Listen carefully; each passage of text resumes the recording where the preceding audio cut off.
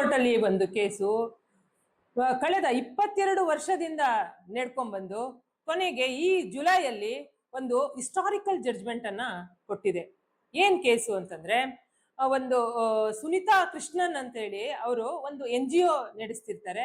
ಆ NGO ಮತ್ತೆ ಒಂದು ಹ್ಯೂಮನ್ ಟ್ರಾಫಿಕಿಂಗ್ ಮೇಲೆ ಕೇಸ್ ಹಾಕೊಂಡಿರ್ತಾರೆ.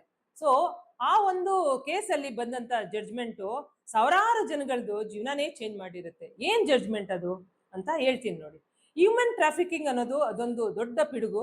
ಇದರಲ್ಲಿ ಸಣ್ಣ ಮಕ್ಕಳು, ಹೆಣ್ಮಕ್ಳು ಮತ್ತೆ ಪುರುಷರು ಎಲ್ಲಾರನ್ನು ಇಲ್ಲಿ ಹ್ಯೂಮನ್ ಟ್ರಾಫಿಕಿಂಗ್ ಅಲ್ಲಿ ಮಾನವ ಕಳ್ಳ ಸಾಗಾಣಿಕೆ ಮಾಡಿ ಹಲವಾರು ರೀತಿಯಲ್ಲಿ ಒಂದು ಒಂದು ಸ್ಕ್ಯಾಮ್ ನಡೀತಿರುತ್ತೆ, ಒಂದು ಕಳ್ಳ ಸಾಗಾಣಿಕೆ ನಡೀತಿರುತ್ತೆ. ಇದರಲ್ಲಿ ಏನಂತಂದ್ರೆ ಮೊದಲನೇದಾಗಿ ಒಂದು ಸುಪ್ರೀಂ ಕೋರ್ಟ್ ಜಡ್ಜ್ಮೆಂಟ್ಗಳಲ್ಲಿ ಏನ್ ಹೇಳುತ್ತೆ ಅಂತಂದ್ರೆ ಈ ಒಂದು ಮಾನವ ಕಳ್ಳ ಸಾಗಾಣಿಕೆ ಸೆಕ್ಷನ್ 300 IPC ಸೆಕ್ಷನ್ 370 ಮತ್ತು ಆರ್ಟಿಕಲ್ 23ರ ವಿರುದ್ಧ ಇರುವಂತದ್ದು.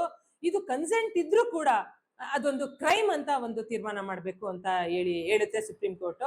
ಮತ್ತೆ ಎರಡನೇದು ಏನು ಅಂತಂದ್ರೆ ಇದರಲ್ಲಿ ಸಾಮಾನ್ಯವಾಗಿ ನಾವು ಏನು ಇವಾಗ ರೆಸ್ಕ್ಯೂ ಮಾಡ್ತಾರೆ ಹ್ಯೂಮನ್ ಟ್ರಾಫಿಕ್ ಅಲ್ಲಿ ಹೆಣ್ಮಕ್ಳು ಮತ್ತೆ ಮಕ್ಕಳು ಇವರೆಲ್ಲ ಸಿಕ್ಕಾಕೊಂಡಿದ್ದಾಗ ಅವ್ರನ್ನ ರೆಸ್ಕ್ಯೂ ಮಾಡ್ತಾರೆ. ರೆಸ್ಕ್ಯೂ ಆದ ನಂತರ ಏನು, ರೆಸ್ಕ್ಯೂ ಆದ ತಕ್ಷಣ ಅವ್ರನ್ನ ಒಂದು ಪುನರ್ವಸತಿಯನ್ನ ಕಲ್ಪಿಸ್ಕೊಡ್ಬೇಕು, ರಿಹ್ಯಾಬಿಲಿಟೇಷನ್ ಸೆಂಟರ್ಗಳಿಗೆ ಹಾಕ್ಬೇಕು, ಅವ್ರಿಗೆ ಮೆಡಿಕಲ್ ಫೆಸಿಲಿಟಿ ವ್ಯವಸ್ಥೆ ಮಾಡಬೇಕು, ಕೌನ್ಸಿಲಿಂಗ್ ಆಗ್ಬೇಕು, ಅವ್ರಿಗೆ ಅದಾದ್ಮೇಲೆ ಅವ್ರಿಗೆ ಒಂದು ಜಾಬ್ ಫೆಸಿಲಿಟೀಸ್ ಅನ್ನ ಕೊಡ್ಬೇಕು ಅಂತ ಒಂದು ಹೇಳಿರುತ್ತೆ. ಮೂರನೇದಾಗಿ ಏನು ಅಂತಂದ್ರೆ ಕೋರ್ಟ್ ಅಲ್ಲಿ ಈ ತರದೊಂದು ಕೇಸುಗಳನ್ನ ಬಹಳ ವೇಗವಾಗಿ ಇದನ್ನ ಮುಗಿಸ್ಬೇಕು. ಪೊಲೀಸರು ಮತ್ತು ಕೋರ್ಟ್ ಎರಡನ್ನೂ ಅವ್ರಿಗೆ ಆಗಾಗ ಕೋರ್ಟ್ಗೆ ಅವ್ರಿಗೆ ನೊಂದಂತ ವಿಕ್ಟಿಮ್ಸ್ ಗಳನ್ನ ಆಗಾಗ ಕರೆಸ್ಕೊಂಡು ಮುಂಚೆನೆ ಅವ್ರನ್ನ ತುಂಬಾ ನೊಂದಿರ್ತಾರೆ.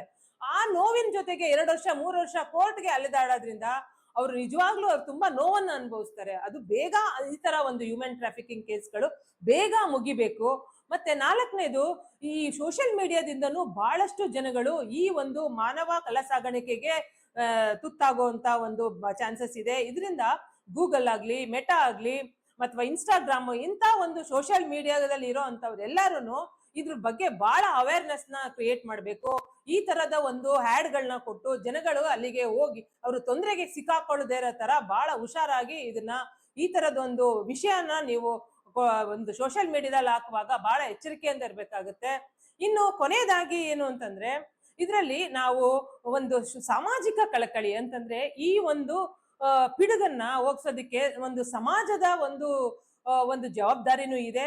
ನಾವೆಲ್ಲರೂ ಸೇರಿ ಇದ್ರ ಬಗ್ಗೆ ಒಂದು ಅವೇರ್ನೆಸ್ ಒಂದು ಕ್ರಿಯೇಟ್ ಮಾಡ್ಬೇಕು. ಯಾವ ರೀತಿ ಮಕ್ಕಳನ್ನ ಕಳ್ಳ ಸಾಗಾಣಿಕೆ ಮಾಡ್ತಾರೆ, ಹೆಣ್ಣು ಮಕ್ಕಳನ್ನ ಒಂದು ಯಾವ ರೀತಿ ಅಂದ್ರೆ ಒಂದು ಮದ್ವೆ ಅನ್ನೋ ಒಂದು ರೂಪದಲ್ಲಿ ಮದ್ವೆ ಆಗೋದು, ಫಾರಿನ್ ಕಂಟ್ರಿ ಕರ್ಕೊಂಡೋಗಿ ಮದ್ವೆ ಆಗಿದ ನಂತರ ಪ್ರಾಸ್ಟಿಟ್ಯೂಷನ್ ತಳ್ಳೋ ಅಂತದ್ದು, ಮತ್ತೆ ಗಂಡು ಮಕ್ಕಳನ್ನ ಜಾಬ್ ಕೊಡಿಸ್ತೀನಿ ಅಂತ ಹೇಳಿ ಬೇರೆ ದೇಶದಲ್ಲಿ ಕರ್ಕೊಂಡೋಗಿ ಸ್ಲೇವರಿಗೆ ದೂಡೋ ಅಂತದ್ದು ಇಂಥವೆಲ್ಲ ನಡೀತಿದೆ. ಮತ್ತೆ ಸಣ್ಣ ಮಕ್ಕಳನ್ನ ಕಿಡ್ನಾಪ್ ಮಾಡಿ ಅವ್ರನ್ನ ಭಿಕ್ಷಾಟನೆಗೆ ತಳ್ಳೋ ಅಂತದ್ದಾಗಿರ್ಬೋದು. ಇವೆಲ್ಲದ್ರ ಬಗ್ಗೆ ನಾವು ಅವೇರ್ನೆಸ್ ನ ಕ್ರಿಯೇಟ್ ಮಾಡ್ಬೇಕು ಸಮಾಜದಲ್ಲಿ. ಇದು ನಮ್ಮೆಲ್ಲರ ಕರ್ತವ್ಯ ಅಂತ ನಾವು ಭಾವಿಸ್ಬೇಕು. ಸೊ ಇನ್ನಷ್ಟು ಈ ತರ ಲೀಗಲ್ ಅಪ್ಡೇಟ್ಸ್ಗೆ ಆಶ್ರಯ ಸಂವಾದ ಫಾಲೋ ಮಾಡಿ.